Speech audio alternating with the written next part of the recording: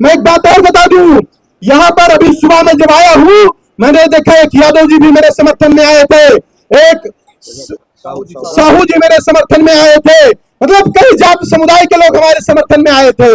हम इंटर तक जिस दलित मित्र के साथ बैठकर खाना खाते हैं, हम इंटर तक जिस दलित मित्र के साथ बैठकर खाना खाते हैं, उसी दलित मित्र के साथ बीए में पहुंचने तक हाथ मिलाने से डरने लगते हैं, क्योंकि यूजीसी का एक ऐसा काला कानून है, हमें भय लगता है कि हमारे ऊपर कार्रवाई ना हो जाए। और उसमें बताया गया है जातिगत भेदभाव में कि एससी, एसटी, ओबीसी के साथ जो भेदभाव होगा सिर्फ उसी को जातिगत भेदभाव माना जाएगा। और ये लोग चाहे जितना ब्राह्मणों की कब्र खोदे, ठाकुरों की कब्र खोदे, इस पर कोई भेदभाव नहीं माना जाएगा। ये बताया गया यूजीसी के नए नियम में। और भेदभाव का अर्थ भी बताया गया है कि भेदभाव चाहे अस्पष्ट होगा या अंतर्निहित होगा, मतलब कोई राम को मानने वाला है, कोई राम को नहीं मानने वाला है। अगर गलती से राम को मानने वाला कॉलेज कैंपस में जय श्री राम का नाम लेकर गुजर गया और राम को न मानने वाले लोगों को लग गया कि ये तो मुझको अपमानित करने के लिए राम का नाम ले रहा है, तो वो भी हमारे खिलाफ शिकायत कर सकता है, वो भी हमारे खिलाफ शिकायत कर सकता है। और आज ये जितने लोग यहाँ पर बैठे हैं, ये एक एक व्यक्ति नहीं बल्कि एक एक क्रांति है, एक एक क्रांति है। और मेरे भाइयों, सिर्फ यहाँ के लोग नहीं बल्कि बहुत सारे कैमरे चालू है, पूरे देश के लोग मुझको देख रहे हैं, पूरे देश के लोग मुझको देख रहे हैं।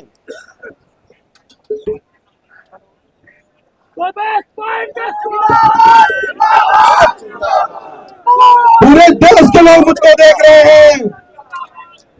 तो मैं सबसे इतना बताना चाहता हूं कि हमारे बाप दादाओं ने इन राजनीतिक पार्टियों के झंडे डंडे ढोए, हमारे बाप दादाओं ने इन राजनीतिक पार्टियों के झंडे डंडे ढोए, हमने भी इनके राजनीतिक पार्टियों के झंडे डंडे ढोए।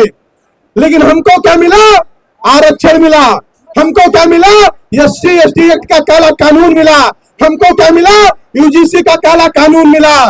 तो मेरे भाइयों, अभी राजनीतिक पार्टियों के झंडे फेंक करके 100 आर्मी के झंडे को अपने हाथों में उठा लीजिए, 100 आर्मी के झंडे को अपने हाथों में उठा लीजिए। और एक बात मैं फिर कहना चाहता हूं, आज एक बड़ा बवंडर चल रहा है पूरे देश में सवर्णों की एकता का, और इसमें भी बहुत सारे संगठन, बहुत सारे लोग लगे हैं कि इसको कैसे भी भुनाया जाए, कैसे भी करके आगे आया जाए, कैसे भी करके नेता बना जाए। तो मैं एक बात आप लोगों से बताना चाहता हूं, आप पहले उस लोगों का संघर्ष देखिए कि कौन कितने दिन से संघर्ष आपके लिए कर रहा है, कौन कितने दिन से संघर्ष कर रहा है। मुझे किसी पद की लालसा नहीं है। आज ये सारे काले कानून खत्म हो जाए, कल मैं अपने राष्ट्रीय अध्यक्ष के पद से इस्तीफा दे दूंगा। आज ये सारे काले कानून खत्म हो जाए, कल मैं अपने पद से इस्तीफा दे दूंगा। आज बवंडर चला है, होड़ मची हुई है श्रेय लेने की, बहुत सारे लोग आगे आ रहे हैं, हमको श्रेय मिल जाए, हमको श्रेय मिल जाए। सवर्ण आर्मी कभी श्रेय के लिए नहीं बल्कि समाज के लिए संघर्ष करती है। सवर्ण आर्मी कभी श्रेय के लिए नहीं बल्कि समाज के लिए संघर्ष करती है। जब बहराइच की मिट्टी से हम निकले थे साइकिल से, तो हमको नहीं पता था कि हम इस लड़ाई को यहां तक लेकर जा पाएंगे, हमको नहीं पता था कि इस लड़ाई को लेकर हम यहां तक जा पाएंगे। लेकिन हमारा निस्वार्थ संघर्ष, हमारी ईमानदारी, हमारी मेहनत आज हमको यहां तक लेकर के आई है। तो भाइयों, आज बहुत सारे ऐसे लोग घूम रहे, सोच समझ करके विश्वास करना। मुझे इस बात का भय नहीं कि कोई दूसरा नेता बन जाएगा, कोई दूसरा चुनाव लड़ जाएगा।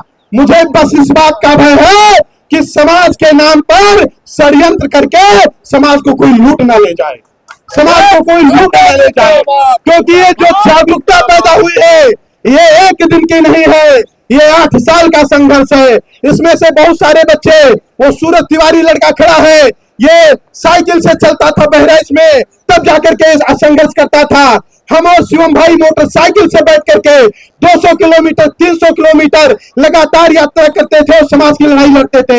ये लड़ाई एक दिन में नहीं आई है, कई दिन लग गए हैं, कई साल लगे हैं, तब जाकर के हम लोग यहाँ तक पहुंचे हैं।